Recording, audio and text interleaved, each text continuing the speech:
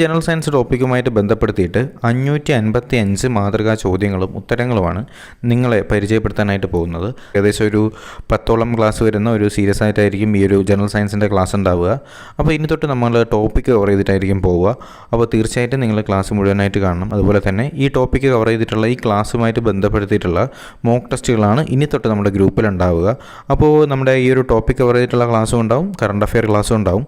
അപ്പോൾ നിങ്ങൾ എന്ത് ചെയ്യുക, നമ്മുടെ ഈ ഒരു ടൈം ടേബിളിൻ്റെ കൂടെ തന്നെ അങ്ങ് പോവുക. നമുക്ക് മാക്സിമം എത്രയും വേഗം തന്നെ ടോപ്പിക്കുകളെല്ലാം കവർ ചെയ്യണം. അതുകൊണ്ട് തന്നെ നമ്മൾ ക്ലാസ് കുറച്ച് വേഗത്തിലായിരിക്കും പോവുക. നിങ്ങൾ എന്ത് ചെയ്യുക, കൂടെ വരിക കേട്ടോ. അപ്പോൾ നമുക്ക് ക്ലാസ്സിലേക്ക് തന്നെ അങ്ങ് പോവാം. ഒന്നാമത്തെ ചോദ്യം എന്ന് പറയുന്നത്, ബാഷ്പീകരണ ലീനതാപം ഏറ്റവും കൂടിയ ദ്രാവകം ഏതാണ്? ചോദ്യം ശ്രദ്ധിക്കുക.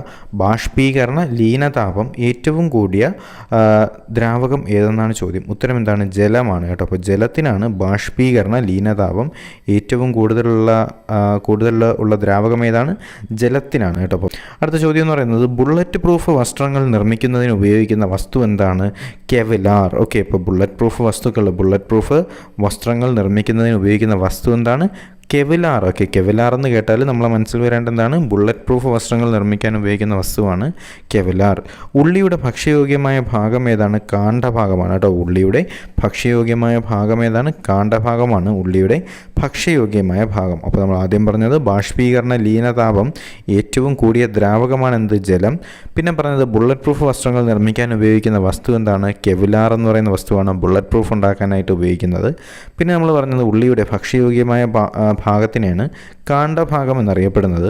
പുഷ്പങ്ങളുടെ റാണി എന്നറിയപ്പെടുന്നത് ഏത് പൂവിനെയാണ്? റോസാപ്പൂവാണ്. നമ്മുടെ റോസാപ്പൂവിനെയാണ് പുഷ്പങ്ങളുടെ റാണി എന്നറിയപ്പെടുന്നത് ഏതിനെയാണ്? റോസാപ്പൂവിനെയാണ്. ജീൻ എന്ന വാക്കിൻ്റെ ഉപജ്ഞാതാവ് ആരാണ്? നമുക്കറിയാം ജീൻ എന്ന് പറയുന്ന വാക്കിൻ്റെ ഉപജ്ഞാതാവ് വില്യം ജൊഹാൻസൺ ആണ്. ജീൻ എന്ന് പറയുന്ന വാക്കിൻ്റെ ഉപജ്ഞാതാവ് ആരാണ്? വില്യം ജൊഹാൻസൺ ആണ് ജീൻ എന്ന് പറയുന്ന വാക്കിൻ്റെ ഉപജ്ഞാതാവ്. ഓക്കെ, അപ്പോൾ ഞാൻ ഈ വായിക്കുന്നതിൻ്റെ കൂടെ തന്നെ നിങ്ങൾ പഠിച്ചു വരാനായിട്ട് ശ്രമിക്കുക കേട്ടോ. അപ്പോൾ നിങ്ങൾ ഇതുവരെ വീഡിയോ ലൈക്ക് ചെയ്യാതെ കാണുന്നവർ ആരെങ്കിലും ഉണ്ടെങ്കിൽ ലൈക്ക് ചെയ്യുക.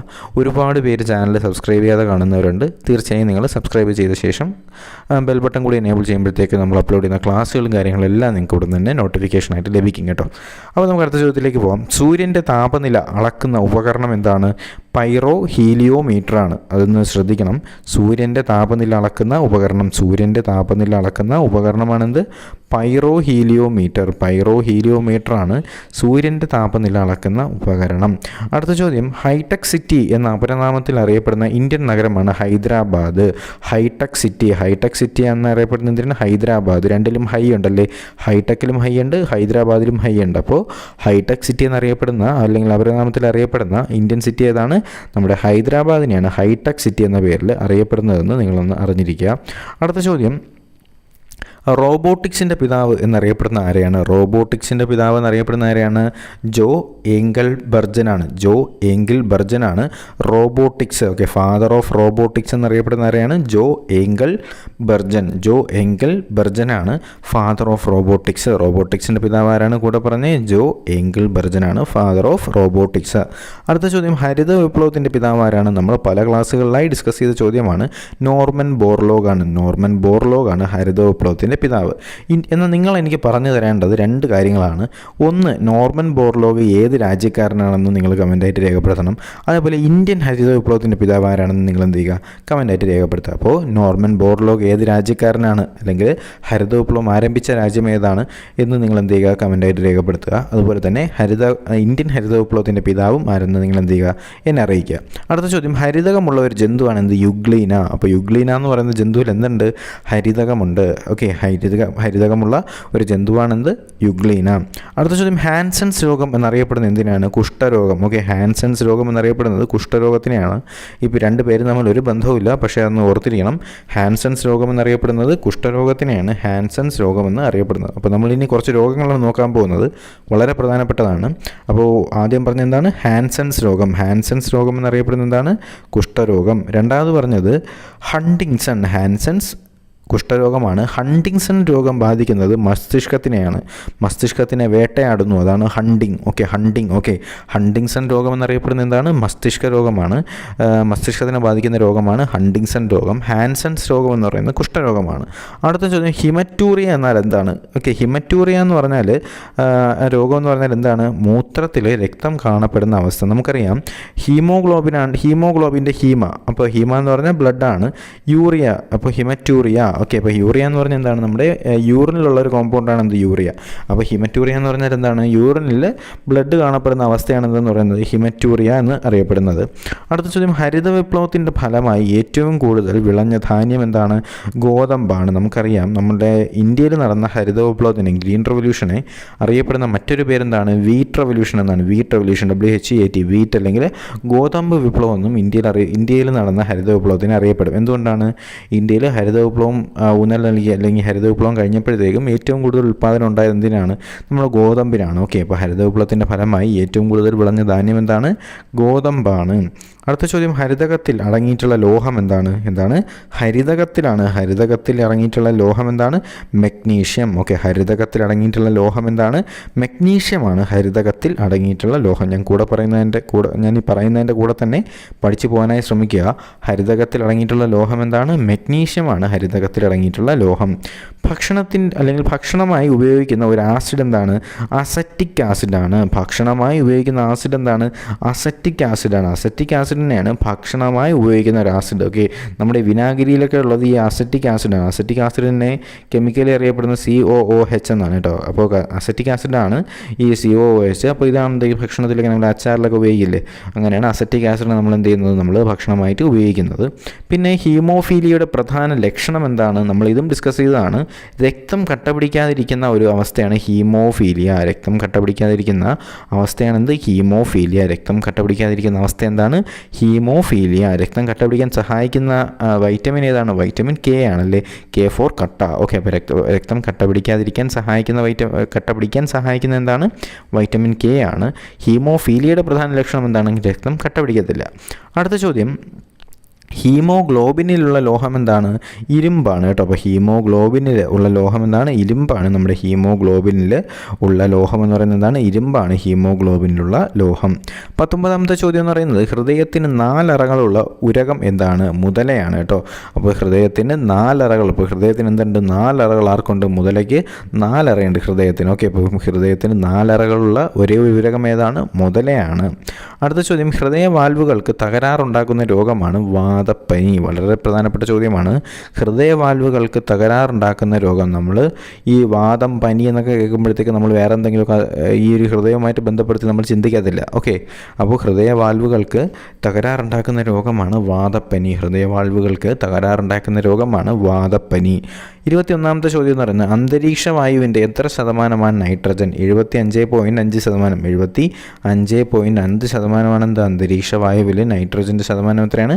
75.5% അന്തരീക്ഷ വായുവിൽ നൈട്രജൻ്റെ ശതമാനം. അടുത്ത ചോദ്യം, ക്രൂഡ് ഓയിലിൽ നിന്ന് വിവിധ പെട്രോളിയം ഉൽപ്പന്നങ്ങൾ വേർതിരിച്ചെടുക്കുന്ന പ്രക്രിയയാണ് ഫ്രാക്ഷണൽ ഡിസ്റ്റിലേഷൻ. എന്താണ് ചോദ്യം? Crude oil. വളരെ പ്രധാനപ്പെട്ട ചോദ്യമാണ്. ക്രൂഡ് ഓയിലിൽ നിന്ന് വിവിധ പെട്രോളിയം ഉൽപ്പന്നങ്ങൾ വേർതിരിച്ചെടുക്കുന്ന പ്രക്രിയ അറിയപ്പെടുന്ന പേരെന്താണ്? ഫ്രാക്ഷണൽ ഡിസ്റ്റിലേഷൻ എന്നാണ്. ക്രൂഡ് ഓയിലിൽ നിന്ന് വിവിധ പെട്രോളിയം ഉൽപ്പന്നങ്ങൾ വേർതിരിച്ചെടുക്കുന്ന പ്രക്രിയ അറിയപ്പെടുന്നത്. അപ്പോൾ ക്രൂഡ് ഓയിലിൽ നിന്ന് വിവിധ പെട്രോളിയം ഉൽപ്പന്നങ്ങൾ വേർതിരിച്ചെടുക്കുന്ന പ്രക്രിയ അറിയപ്പെടുന്ന പേരെന്താണ്?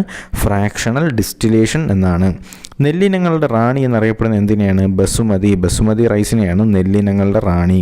നെല്ലിനങ്ങളുടെ റാണി എന്നറിയപ്പെടുന്ന എന്തിനെയാണ്? ബസുമതിയാണ് നെല്ലിനങ്ങളുടെ റാണി എന്ന് അറിയപ്പെടുന്നത്. ഹൃദയത്തിൻ്റെ ആവരണത്തിന് അറിയപ്പെടുന്ന പേരെന്താണ്? പെരികാർഡിയം. ഞാൻ വായിക്കുന്ന ചോദ്യം കണ്ടോ? എത്രാമത്തെയാണ്? 24ാമത്തെ ചോദ്യമാണ്. ഹൃദയത്തിൻ്റെ ആവരണത്തിന് അറിയപ്പെടുന്ന പേരെന്താണ്? പെരികാർഡിയം എന്നാണ് ഹൃദയത്തിൻ്റെ ആവരണത്തിന് അറിയപ്പെടുന്നത്. ഹൃദയത്തിൻ്റെ ആവരണമാണ് പെരികാർഡിയം. നെല്ലിനങ്ങളുടെ റാണി ഏതാണ്? ബസുമതിയാണ്. ഹൃദയത്തിൻ്റെ ആവരണം എന്താണ്? പെരികാർഡിയമാണ്. ഹൃദയമിടിപ്പ് നിരക്ക് ഏറ്റവും കുറഞ്ഞ സസ്തനി ഏതാണ്? നീലത്തിമിംഗലം. വളരെ പ്രധാനപ്പെട്ട ചോദ്യം. നമ്മൾ തെറ്റിക്കും. കാര്യം ഈ തിമിംഗലത്തിൻ്റെ പ്രത്യേകത എന്താണ്? വലിയ ജീവിയാണ്. അതുകൊണ്ട് നമ്മൾ ഹൃദയമിടിപ്പ് കുറവെന്ന് നമ്മൾ ചിന്തിക്കത്തില്ല. പക്ഷേ ഹൃദയമിടിപ്പ് ഏറ്റവും കുറഞ്ഞ സസ്തനി ഏതാണ്? നീലത്തിമിംഗലമാണ്. ഹൃദയമിടിപ്പ് ഏറ്റവും കുറഞ്ഞ സസ്തനിയാണ് നീലത്തിമിംഗലം. വൈറ്റ് പ്ലേഗ് എന്നറിയപ്പെടുന്ന എന്തിനാണ്? ക്ഷയരോഗത്തിനാണ് കേട്ടോ. അപ്പോൾ വൈറ്റ് പ്ലേഗ് എന്നറിയപ്പെടുന്ന എന്തിനാണ്? ക്ഷയരോഗത്തിന് അറിയപ്പെടുന്ന പേരാണ് വൈറ്റ് പ്ലേഗ്. വൈറ്റ് പ്ലേഗ് എന്നറിയപ്പെടുന്നത് എന്തിനാണ്? ക്ഷയരോഗത്തിനെയാണ് വൈറ്റ് പ്ലേഗ് എന്നറിയപ്പെടുന്നത്. പരുത്തി കൃഷിക്ക് ഏറ്റവും അനുയോജ്യമായ മണ്ണാണ് കരിമണ്ണ്. പരുത്തി കൃഷിക്ക് ഏറ്റവും അനുയോജ്യമായ മണ്ണ് എന്താണ്? കരിമണ്ണാണ് പരുത്തി കൃഷിക്ക് ഏറ്റവും അനുയോജ്യമായ മണ്ണ്. ഭൂഗുരുത്വ സിദ്ധാന്തം ആവിഷ്കരിച്ചത് ആരാണ്? Isaac Newton. നമുക്കറിയാമല്ലോ, ഐസക് ന്യൂട്ടൻ്റെ തലയിൽ ഒരു ആപ്പിൾ വീണപ്പോഴാണ് എന്ത് ചെയ്യുന്നത്? അദ്ദേഹത്തിന് നമ്മുടെ ഗുരുത്വാകർഷണ സിദ്ധാന്തത്തിനെ കുറിച്ചൊക്കെ മനസ്സിലാവുന്നത്. അദ്ദേഹം എന്ത് ചെയ്യുന്നു? നമ്മുടെ ഭൂഗുരുത്വ സിദ്ധാന്തത്തെക്കുറിച്ച് അദ്ദേഹം ഒരു തിയറിയൊക്കെ ഉണ്ടാക്കുന്നുണ്ട്. അപ്പോൾ ഭൂഗുരുത്വ സിദ്ധാന്തം ആവിഷ്കരിച്ചത് ആരാണ്? നമ്മുടെ ഐസക് ന്യൂട്ടനാണ് ഭൂഗുരുത്വ സിദ്ധാന്തം ആവിഷ്കരിച്ചതെന്ന് അറിഞ്ഞിരിക്കുക. അടുത്ത ചോദ്യം, പ്രകാശത്തിൻ്റെ വേഗം എത്ര ലക്ഷം മൈലാണ്? ഓക്കെ, വളരെ പ്രധാനപ്പെട്ട ചോദ്യമാണ്. 1.86 ലക്ഷം മൈലാണ് ഒരു പ്രകാശവർഷം. പ്രകാശവർഷത്തിൻ്റെ വേഗം എത്രയാണ്? 1.86 ലക്ഷം മൈലാണ് പ്രകാശവർഷത്തിൻ്റെ വേഗം. ഓക്കെ, അപ്പോൾ 1.86 ലക്ഷം മൈലാണ് പ്രകാശവർഷത്തിൻ്റെ വേഗം എന്ന് പറയുന്നത്. അടുത്ത ചോദ്യം, പ്രകാശം ഉൾപ്പെടെ ഒരു വസ്തുവിനും മുക്തമാവാത്ത എത്ര ഗാഠമായ ഗുരുത്വാകർഷമുള്ള ബഹിരാകാശ വസ്തു എന്താണ്? വളരെ പ്രധാനപ്പെട്ട ചോദ്യമാണ്. പ്രകാശം ഉൾപ്പെടെ ഒരു വസ്തുവിനും എന്ത് ചെയ്യാൻ പറ്റില്ല? ഈ ഒരു ബഹിരാകാശ വസ്തുവിൽ നിന്നും രക്ഷപ്പെടാൻ കഴിയില്ല. അങ്ങനെയുള്ള വസ്തുവിനാണ് തമോഗർത്തം അല്ലെങ്കിൽ ബ്ലാക്ക് ഹോൾ എന്നറിയപ്പെടും. ഓക്കെ, ഈ ബ്ലാക്ക് ഹോൾ തിയറി ഡെവലപ്പ് ചെയ്ത് ആരാണെന്നറിയാമോ? ആരാണ് ഈ ഒരു ബ്ലാക്ക് ഹോൾ തിയറി ഡെവലപ്പ് ചെയ്തത്? അദ്ദേഹം ജീവിതകാലം മുഴുവൻ വീൽ ചെയറിലായിരുന്നു. അദ്ദേഹത്തിന് ഈ ഞരമ്പിൽ ഡിസോർഡർ ഉണ്ടായിട്ട് അദ്ദേഹം ലൈഫ് ടൈം മുഴുവൻ വീലിലായിരുന്നു. പക്ഷേ അദ്ദേഹമാണ് ഈ ബ്ലാക്ക് ഹോൾ തിയറിയൊക്കെ കണ്ടെത്തുന്നത്. അദ്ദേഹത്തിൻ്റെ പേരെന്താണ്? സ്റ്റീഫൻ ഹോക്കിങ്സ് എന്നാണ്. സ്റ്റീഫൻ ഹോക്കിങ്സ് ആണ് എന്ത് ചെയ്യുന്നത്? നമ്മുടെ തമോഗർത്ത സിദ്ധാന്തമൊക്കെ കണ്ടുപിടിക്കുന്നത് സ്റ്റീഫൻ ഹോക്കിങ്സ് ആണ്. ഓക്കെ, അടുത്ത ചോദ്യം, ഏറ്റവും വലിയ ഏകകോശം ഏത് പക്ഷിയുടെ മുട്ടയുടെ മഞ്ഞക്കുരുവാണ്? എന്താണ് ചോദ്യം? ഏറ്റവും വലിയ ഏകകോശം ഏത് പക്ഷിയുടെ മുട്ടയുടെ മഞ്ഞക്കുരുവാണ്? അപ്പോൾ പക്ഷിയുടെ മുട്ട മഞ്ഞക്കുരു എന്നൊക്കെ കേൾക്കുമ്പോൾ തന്നെ കൂടെ ഏറ്റവും വലിയ പക്ഷി എന്ന് കൂടെ കേൾക്കുമ്പോൾ തന്നെ ഓർമ്മ വരുന്നത് എന്താണ്? ഒട്ടക പക്ഷിയാണ്. അപ്പോൾ ഏറ്റവും വലിയ ഏകകോശം ഏത് പക്ഷിയുടെ മുട്ടയുടെ മഞ്ഞക്കുരുവാണ്? ഒട്ടക പക്ഷിയുടെ മുട്ടയുടെ മഞ്ഞക്കുരുവാണ് ഏറ്റവും വലിയ ഏകകോശം. ഓക്കെ അല്ലേ? ഏറ്റവും വലിയ കണ്ണുള്ള ജീവി എന്താണ്? ഭീമൻ കണവ അല്ലെങ്കിൽ ജെയിൻറ്റ് സ്ക്വിഡ് എന്നൊക്കെ അറിയപ്പെടും. ഏറ്റവും വലിയ കണ്ണുള്ള ജീവി എന്താണ്? ഭീമൻ കണവയാണ് അല്ലെങ്കിൽ ജെയിൻറ്റ് സ്ക്വിഡ് ആണ് ഏറ്റവും വലിയ കണ്ണുള്ള ജീവി. ഓക്കെ അല്ലേ? അടുത്ത ചോദ്യം ജനറൽ ചോദ്യം. ഏറ്റവും ജനറൽ സയൻസിൽ തന്നെ ബാക്കി ചോദ്യങ്ങളാണ്. ഏറ്റവും വലിയ കടൽ ജീവിയാണ് നീലത്തിമിംഗലം. ഏറ്റവും വലിയ കടൽ ജീവി ഏതാണ്? നീലത്തിമിംഗലമാണ് ഏറ്റവും വലിയ കടൽ ജീവി. ക്രയോലൈറ്റിൽ നിന്ന് ലഭിക്കുന്ന പ്രധാന ലോഹം എന്താണ്? അലുമിനിയം. ഓക്കെ, അലുമിനിയമാണ് നമ്മുടെ ക്രയോലൈറ്റിൽ നിന്നും ലഭിക്കുന്ന പ്രധാന ലോഹമാണ് അലുമിനിയം. നിങ്ങൾക്കറിയാമോ ഈ അലുമിനിയം എന്നൊക്കെ പറയുന്നത് നമ്മുടെ യൂറോപ്യൻ ഇംഗ്ലീഷാണ് അലുമിനിയം. അതേസമയം ഈ സാധനത്തിന് അമേരിക്കൻ ആക്സെൻറ്റിലോട്ട് പോകുമ്പം അലുമിനം എന്നാണ് പറയുന്നത്. അലുമിനം. അപ്പോൾ അതിനെയാണ് നമ്മൾ ഇംഗ്ലീഷിൽ അല്ലെങ്കിൽ നമ്മൾ യൂസ് ചെയ്യുന്നത് ഇംഗ്ലീഷാണ്. ബ്രിട്ടീഷ് ഇംഗ്ലീഷിൽ അലുമിനിയം എന്ന് പറയും. ഈ സാധനത്തിനെ നമ്മുടെ USA അല്ലെങ്കിൽ അമേരിക്കൻ ഇംഗ്ലീഷിലെ ആക്സെൻറ്റിൽ എങ്ങനെയാണ് പറയുന്നത്? അലുമിനം എന്നാണ് പറയുന്നത്. അവർക്ക് അലുമിനിയം എന്നൊന്നും പറയത്തില്ല, അലുമിനം. ഓക്കെ, അപ്പോൾ ക്രയോലൈറ്റിൽ നിന്നും ലഭിക്കുന്ന പ്രധാന ലോഹം എന്താണ്? അലുമിനിയം. ക്രയോലൈറ്റിൽ നിന്നും ലഭിക്കുന്ന പ്രധാന ലോഹം എന്താണ്? അലുമിനിയമാണ് ക്രയോലൈറ്റിൽ നിന്നും ലഭിക്കുന്ന പ്രധാനപ്പെട്ട ലോഹം എന്ന് പറയുന്നത്. ഏറ്റവും വലിയ കുഞ്ഞിനെ പ്രസവിക്കുന്ന ജന്തു എന്താണ്? ഏറ്റവും വലിയ ജീവിയായിരിക്കില്ല ഏറ്റവും വലിയ കുഞ്ഞിനെ പ്രസവിക്കുന്നത്. അപ്പോൾ എന്താണ്? നമ്മുടെ നീലത്തിമിംഗലമാണ്. ഏറ്റവും വലിയ കുഞ്ഞിനെ പ്രസവിക്കുന്ന ജന്തു എന്താണ്? നീലത്തിമിംഗലം ആണ്. ഏറ്റവും വലിയ കൃഷ്ണമണിയുള്ള പക്ഷി എന്താണ്? ഒട്ടകപ്പക്ഷി. ഏറ്റവും വലിയ കൃഷ്ണമണിയുള്ള പക്ഷി എന്താണ്? ഒട്ടകപ്പക്ഷി. ഏറ്റവും വലിയ കൃഷ്ണമണിയുള്ള പക്ഷി ഏതായിരിക്കും? ഏറ്റവും വലിയ പക്ഷിയായിരിക്കും. അപ്പോൾ ഏതാണ്? നമ്മുടെ ഒട്ടകപ്പക്ഷി തന്നെയാണ്. അടുത്ത ചോദ്യം എന്ന് പറയുന്നത് നമ്മുടെ മാംഗനൈറ്റ് എന്തിൻ്റെ അയിരാണ്? ഓക്കെ, മാംഗനൈറ്റ് എന്തിൻ്റെ അയിരെന്നാണ് ചോദ്യം. ഉത്തരം ഇരുമ്പാണ് കേട്ടോ. അപ്പോൾ ഇരുമ്പിൻ്റെ അയിരിൻ്റെ പേരാണ് മാംഗനൈറ്റ്. അപ്പോൾ മാംഗനൈറ്റ് എന്ന് പറയുന്നത് എന്തിൻ്റെ അയിരാണ്? ഇരുമ്പിൻ്റെ അയിരാണ് മാംഗനൈറ്റ്. അടുത്ത ചോദ്യം എന്ന് പറയുന്നത് വൈകാരികതയോടെ കണ്ണുനീർ പൊഴിക്കുന്ന ഏക ജീവിയാണ് മനുഷ്യൻ. അത് നമുക്കറിയാമല്ലോ. വൈകാരികതയോടെ കണ്ണുനീർ പൊഴിക്കുന്ന ഏക ജീവി ഏതാണ്? മനുഷ്യനാണ്. മനുഷ്യൻ മാത്രമാണോ കരയുന്നത്? അല്ല. നമ്മുടെ മുതലക്കണ്ണീരെന്നൊക്കെ പറഞ്ഞ് കേട്ടിട്ടില്ലേ? മുതലയുടെ കണ്ണിൽ നിന്ന് വെള്ളം വരുന്നുണ്ട്. അതേപോലെ സീല്, നമുക്കറിയാം സീലിൻ്റെ കണ്ണിൽ നിന്ന് വെള്ളം വരുന്നുണ്ട്. പക്ഷേ വൈകാരികതയോടുകൂടി കണ്ണിൽ നിന്ന് കണ്ണുനീർ പൊഴിക്കുന്ന ജീവി ഏതാണ്? നമ്മുടെ മനുഷ്യൻ മാത്രമാണ്.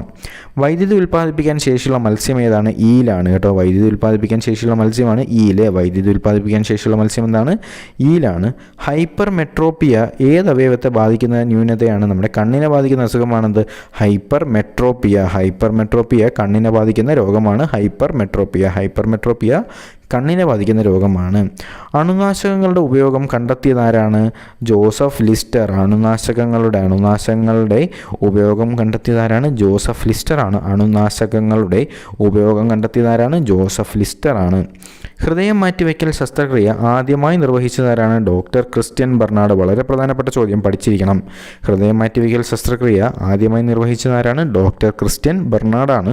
ഹൃദയം മാറ്റിവെക്കൽ ശസ്ത്രക്രിയ ആദ്യമായി നിർവഹിച്ചതാരാണ്? ഡോക്ടർ ക്രിസ്ത്യൻ ബർണാഡാണ്.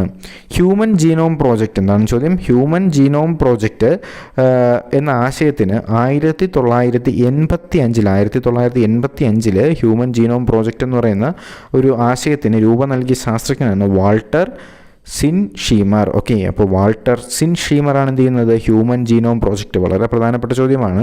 ഹ്യൂമൻ ജീനോം പ്രോജക്റ്റ് എന്ന് പറയുന്ന ആശയത്തിന് 1985 രൂപം നൽകിയതാണ് Walter Sinsheimer. 1985 human genome project. ഇതിനാശയം നൽകിയത് ആരാണ്? വാൾട്ടർ സിൻഷീമർ ആണെന്ന് ഓർത്തിരിക്കുക. ചലിപ്പിക്കാൻ കഴിയുന്ന മുഖത്തെ ഏക അസ്ഥി ഏതാണ്? കീഴ്ത്താടിയല്ലേ. ചലിപ്പിക്കാൻ കഴിയുന്ന മുഖത്തിലെ ഏക അസ്ഥി ഏതാണ്? കീഴ്ത്താടിയലാണ് ചലിപ്പിക്കാൻ കഴിയുന്ന മുഖത്തിലെ ഏക അസ്ഥി. അപ്പോൾ എനിക്ക് നിങ്ങളോട് ചോദിക്കാനുള്ളത്, ശരീരത്തിലെ ഏറ്റവും വലിയ അസ്ഥിയും ഏറ്റവും ചെറിയ അസ്ഥിയും ഏതാണെന്ന് കണ്ടെത്തിയ ശേഷം കമൻറ്റായിട്ട് രേഖപ്പെടുത്തുക. ശരീരത്തിലെ ഏറ്റവും വലിയ അസ്ഥിയും ചെറിയ അസ്ഥിയും കണ്ടെത്തിയ ശേഷം കമൻറ്റായിട്ട് രേഖപ്പെടുത്തുക. അടുത്ത ചോദ്യം, ചാൾസ് ഡാർവിൻ്റെ പര്യവേഷണങ്ങൾക്ക് ഉപയോഗിച്ച ആമ ഏതാണ്? നമ്മുടെ ഹാരിയറ്റ് എന്ന് പറയുന്ന ആമയാണ് കേട്ടോ. ഹാരിയറ്റ് എന്ന് പറയുന്ന ആമയാണ് നമ്മുടെ ചാൾസ് ഡാർവിൻ എന്ത് ചെയ്യുന്നത്? പര്യവേഷണങ്ങൾക്കായിട്ടൊക്കെ ഉപയോഗിക്കുന്ന ആമയുടെ പേരാണ് ഹാരിയറ്റ് എന്ന് പറയുന്ന ആമ. ഹാരിയറ്റ് എന്ന് പറയുന്ന ആമയെ പര്യവേഷണങ്ങൾക്കായിട്ട് ഉപയോഗിച്ചത് ആരാണ്? നമ്മുടെ ചാൾസ് ഡാർവിൻ്റെ പരിണാമ സിദ്ധാന്തവുമായി ബന്ധപ്പെടുത്തിയിട്ടുള്ളതാണ് ഈ അദ്ദേഹത്തിൻ്റെ ഗാലപ്പാഗോസ് ദ്വീപും അതേപോലത്തെ അവിടുത്തെ ആമകളും. ഹാരിയറ്റ് എന്ന് പറയുന്ന ആമയൊക്കെ അദ്ദേഹത്തിൻ്റെ പര്യവേഷണങ്ങൾക്കായിട്ട് ഉപയോഗിച്ച ഒരു ആമയാണ്. അടുത്ത ചോദ്യം, ചിപ്കോ പ്രസ്ഥാനം എന്തിനു വേണ്ടി നിലകൊള്ളുന്നു? പരിസ്ഥിതി സംരക്ഷണം. ചിപ്കോ പ്രസ്ഥാനം എന്തിനു വേണ്ടി നിലകൊള്ളുന്നു? പരിസ്ഥിതി സംരക്ഷണവുമായിട്ടാണ് നമ്മുടെ ചിപ്കോ പ്രസ്ഥാനം നിലകൊള്ളുന്നത്. എന്ന എൻ്റെ ചോദ്യം, ചിപ്കോ പ്രസ്ഥാനത്തിന് നേതൃത്വം കൊടുത്ത വ്യക്തി ആരെന്നും ചിപ്കോ പ്രസ്ഥാനം ഏത് വർഷമാണ് വന്നതെന്നും ഏത് സംസ്ഥാനത്താണെന്നും നിങ്ങൾ എന്ത് ചെയ്യുക? കണ്ടെത്തിയ ശേഷം കമൻറ്റായിട്ട് രേഖപ്പെടുത്തുക. ഓക്കെ, കമൻറ്റായിട്ട് എന്താണ് രേഖപ്പെടുത്തേണ്ടത്? ചിപ്കോ പ്രസ്ഥാനം ഏത് വർഷമെന്ന് കമൻറ്റ് ചെയ്യുക. ചിപ്കോ പ്രസ്ഥാനത്തിൻ്റെ നേതാവ് ആരെന്ന് കമൻറ്റ് ചെയ്യുക. ചിപ്കോ പ്രസ്ഥാനം ഏത് സ്ഥലത്താണ് നടന്നതെന്ന് കമൻറ്റ് ചെയ്യുക. അപ്പോൾ നിങ്ങൾ ഇങ്ങനെ കണ്ടെത്തുന്നതിലൂടെയുള്ള അറിവ് നിങ്ങൾ ഒരിക്കലും മറക്കത്തില്ല. ഞാൻ പറഞ്ഞാൽ നിങ്ങളതിപ്പോൾ മറക്കും, ഇപ്പോൾ കേട്ടിട്ട് ഇപ്പോഴങ്ങ് മറക്കും. പക്ഷേ നിങ്ങൾ കണ്ടെത്തുന്ന അറിവ് നിങ്ങൾ ഒരിക്കലും മറക്കില്ല കേട്ടോ. അപ്പോൾ നിങ്ങൾ എന്ത് ചെയ്യുക? തീർച്ചയായും ഇതൊന്ന് ചെയ്യുക. അപ്പോൾ ചിപ്കോ പ്രസ്ഥാനം ഏത് വർഷം, ഏത് സ്ഥലം, അതേപോലെ ആരാണ്. ഓക്കെ, അടുത്ത ചോദ്യം, ചിക്കൻ ബോക്സിന് കാരണമാകുന്ന രോഗമാണ് വൈറസാണ്. നമുക്ക് എല്ലാവർക്കും അറിയാമല്ലോ, ഏകദേശം ഒരു 90% ആൾക്കാർക്ക് വന്നിട്ടുള്ള രോഗമായിരിക്കും. അതിൻ്റെ പേരാണ് ചിക്കൻ ബോക്സ്. ചിക്കൻ ബോക്സിന് കാരണമാകുന്ന രോഗമാണ് എന്താണ്? വൈറസാണ്. നഖം ഉള്ളിലേക്ക് വലിക്കാൻ കഴിയാത്തതും മാർജര വംശത്തിൽപ്പെട്ടതുമായ ഏക ജീവിയാണ് ചീറ്റ. നഖം ഉള്ളിലേക്ക് വലിക്കാൻ കഴിയാത്തതും മാർജര വർഗത്തിൽപ്പെട്ടതുമായ ഏകജീവി ഏതാണ്? ചീറ്റയാണ്. അതുപോലെ തന്നെ അടുത്ത ചോദ്യം, നവജാത ശിശുവിൻ്റെ ഹൃദയസ്പന്ദന നിരക്ക് എത്രയാണ്? വളരെ പ്രധാനപ്പെട്ട ചോദ്യമാണ്. നവജാത ശിശുവിൻ്റെ ഹൃദയസ്പന്ദന നിരക്കാണ് മിനിറ്റിൽ 130 തവണ. ഓക്കെ, നവജാത ശിശുവിൻ്റെ ഹൃദയസ്പന്ദന നിരക്ക് എത്രയാണ്? മിനിറ്റിൽ 130 തവണയാണ് നവജാത ശിശുവിൻ്റെ ഹൃദയസ്പന്ദന നിരക്ക്. അടുത്ത ചോദ്യം, നവജാത ശിശുവിൻ്റെ അസ്ഥികളുടെ എണ്ണം എത്ര? 300 ആണ്. 300 അസ്ഥികളാണ് നവജാത ശിശുവിൻ്റെ അസ്ഥികളുടെ എണ്ണം 300 ആണ്. ഓക്കെ, അപ്പോൾ നിങ്ങൾ ചെയ്യേണ്ടത്, നവജാത ശിശുവിൻ്റെ ഹൃദയസ്പന്ദന നിരക്ക് 130 എന്ന് പറഞ്ഞു, അസ്ഥികളുടെ എണ്ണം 300 എന്ന് പറഞ്ഞു. എന്നാൽ നിങ്ങൾ ചെയ്യേണ്ടത്, ഒരു അഡൽട്ട് അല്ലെങ്കിൽ 18 വയസ്സ് കഴിഞ്ഞ ഒരാളുടെ ഹൃദയസ്പന്ദന നിരക്കും അതേപോലെ ശരീരത്തിന് നമ്മുടെ അസ്ഥികളുടെ എണ്ണം എത്രയാണെന്ന് നിങ്ങൾ എന്ത് ചെയ്യണം? കണ്ടെത്തിയ ശേഷം കമൻറ്റായിട്ട് രേഖപ്പെടുത്തുക കേട്ടോ. അപ്പോൾ നമ്മളൊരു സാധാരണ മനുഷ്യൻ്റെ അല്ലെങ്കിൽ ഒരു അഡൽട്ടിൻ്റെ ഹൃദയസ്പന്ദന നിരക്കും എല്ലുകളുടെ എണ്ണവും നിങ്ങൾ എന്ത് ചെയ്യുക? കണ്ടെത്തിയ ശേഷം കമൻറ്റായിട്ട് രേഖപ്പെടുത്തുക. ഓക്കെ, അപ്പോൾ എല്ലുകളുടെ എണ്ണം അഡൽട്ടുകളിലും വ്യത്യാസം വരുമല്ലേ? നമ്മുടെ സ്വഭാവത്തിനനുസരിച്ച് നമ്മുടെ എല്ലുകളുടെ എണ്ണം എന്ത് ചെയ്യും? കൂടും, പല്ലുകളുടെ എണ്ണം കുറയും അല്ലേ? നമ്മുടെ സ്വഭാവം നല്ലതാണെങ്കിൽ എല്ലാവർക്കും ഒരേ തരത്തിലുള്ള എല്ലുകളും പല്ലുകളും ഒക്കെ ആയിരിക്കും. സ്വഭാവം മോശമാണെങ്കിൽ നമ്മുടെ എല്ലുകളുടെ എണ്ണം കൂടും, പല്ലുകളുടെ എണ്ണം കുറയും അല്ലേ? അപ്പോൾ എന്തായാലും നിങ്ങൾ എന്ത് ചെയ്യുക? ഞാൻ ഈ പറഞ്ഞ വർക്കുകളെല്ലാം നിങ്ങളൊന്ന് ചെയ്യുക. വീഡിയോ എന്തായാലും നിങ്ങൾക്ക് പ്രയോജനപ്പെടുത്തുന്ന രീതിയിലാണ് ഞാൻ അറേഞ്ച് ചെയ്തിട്ടുള്ളത്. നിങ്ങൾക്ക് വേണ്ട രീതിയിൽ തന്നെയാണ് ഞാൻ ക്വിസും അറേഞ്ച് ചെയ്തിട്ടുള്ളത്. നിങ്ങളെല്ലാവരും എന്ത് ചെയ്യുക? നമ്മുടെ ഗ്രൂപ്പിലേക്ക് ജോയിൻ ചെയ്യുക. മോക്ക് ടെസ്റ്റുകൾ കൃത്യമായി പങ്കെടുക്കുക. തീർച്ചയായും നിങ്ങളുടെ അഭിപ്രായങ്ങൾ താഴെ കമൻറ്റായിട്ട് രേഖപ്പെടുത്തുക. അപ്പോൾ അടുത്തൊരു ക്ലാസ്സും നോട്ടിഫിക്കേഷനൊക്കെ ആയിട്ട് നമുക്ക് ഉടനെ തന്നെ കാണാം. അതുവരേക്കും എല്ലാവർക്കും ഗുഡ് ബൈ.